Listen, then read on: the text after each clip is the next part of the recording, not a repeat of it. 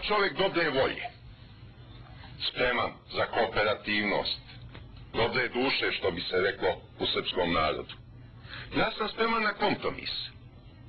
Nek se meni vrati 250 evra, koje mi je zaplenila zatvorska uprava, jer ih je pronašla u mojoj ćeliji, a nigde, ni po jedinom pravilniku o pritvoru nije zabranjeno, nije izričito zabranjeno da robijaš može da ima novac kod sebe, dakle 250 evra, da mi se napokon isporuče ona 31 sportska majica, ako se ikako sećate kad sam vam to kao problem ovdje iznosio, od te 2 i više godina, i ako mi se isporuče knjige i primjerci novina Velika Srbija, koji su također zaplenjeni od zatvorske uprave, ako mi se sve to odmah isporuči, ja ću naložiti mojim pravnim savjetnicima da sljedeće nedelje donesu kompletan onaj spisak i predaću ga tužilaštvu i ne treba uopšte da mi šalju nož.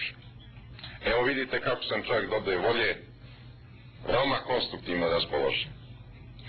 Ako mi se to ne vrati što je moje, nikada tužilaštvo neće dobiti ovaj spisak koji mi je isporučio.